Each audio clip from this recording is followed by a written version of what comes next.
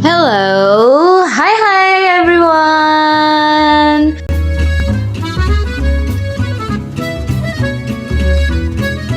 Welcome back with me again, Jihan Keisha Rofi'ah. So, this video will focus on my activities in cooking food for my lunch. And without further ado, let's get into the video! And here I started by opening the refrigerator first and take all the materials and tools needed for today's cooking activities. So, before starting to make side dishes, we prepare the rice first. Take a rice cooker container and another container containing rice. The amount of rice is adjusted to your food needs in one day. Here I use 2 to 3 small 200mm measuring cups which I pour into this bowl, then I pour the bowl into the rice cooker container to rinse. And don't forget, wash the rice twice to make it clean. And pour water into the rice cooker container before putting it in the rice cooker so that the rice can cook perfectly later. Just a disclaimer though that I already washed my rice 2 times. I just cut it to make it simple. And here it is, I show you guys all the tools and ingredients that we'll use for today's cooking activity. First recipe, onion rings. Wash the onion first. Here are the details, ingredient and equipment needed for this recipe. Ingredients: 1 large onion or more, 5 tablespoons wheat flour, 2 tablespoons cornstarch, a half teaspoon salt, a half teaspoon black pepper, 100ml soda, water, breadcrumbs for coating, oil, water. And for the equipment is knife, mixing bowl, spoon, cutting board, glass, plate, frying pan, filter or strainer, and spatula. After peeling off the skin and wash this onion, we will go into the step to make onion ring. First step is to slice the onion on top of the cutting board with the knife and cut it or slice it into thick rings and keep them thick enough to hold their shape while frying. And then the second step is to separate the onion slices into individual rings and set them aside. Next, prepare a container and pour in 5 tablespoons of the wheat flour, then shift the flour slowly so that it doesn't mix with other impurities.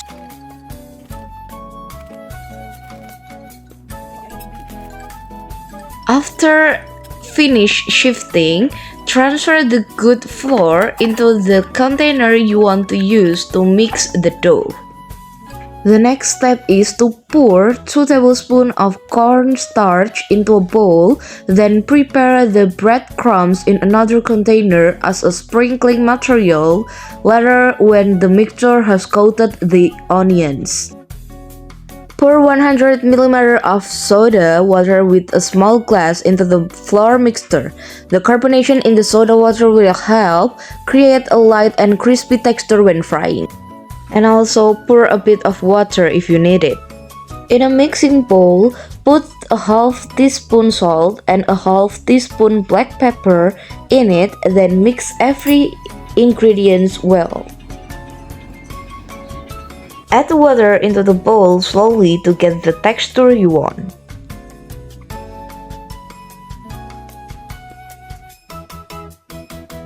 And next, dip each onion ring into the batter and let any excess batter drip off to avoid clumping. Then roll the battered rings in breadcrumbs until fully coated for the extra crunch. Put the frying pan on top of the stove, turn on the stove, heat oil in a frying pan over medium heat, and fry the onion rings until golden brown on each side while turning it back and forth so it doesn't burn.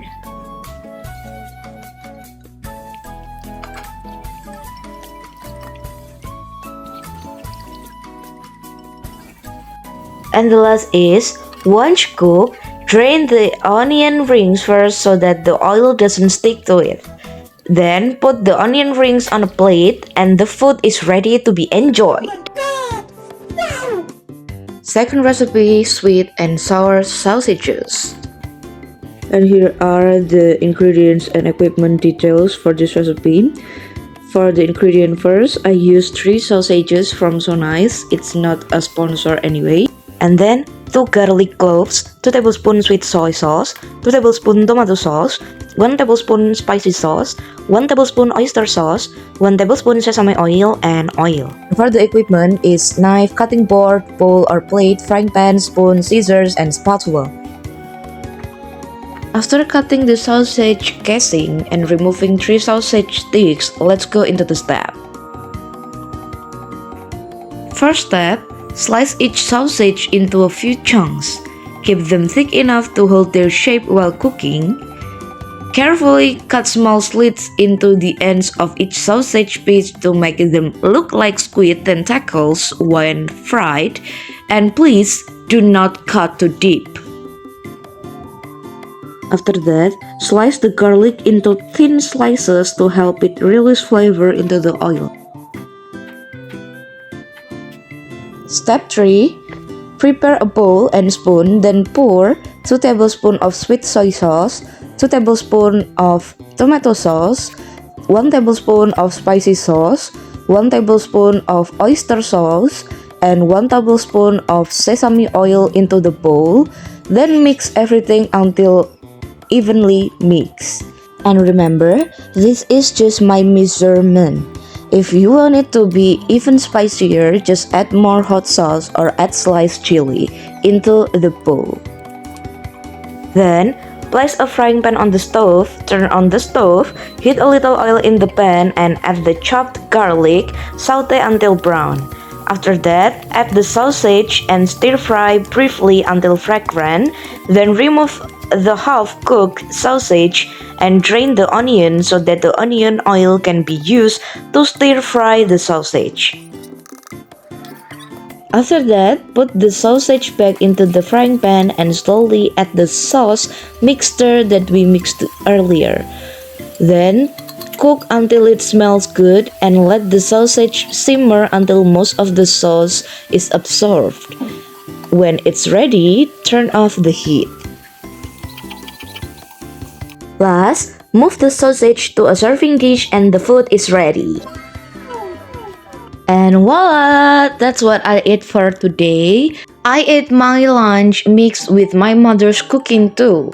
And believe me, it was very delicious. I got the cooking recipe on Pinterest, so if you want to know more details, just check it out. Hopefully, the video is useful and don't forget to recook it at home. See you guys next time. Bye-bye.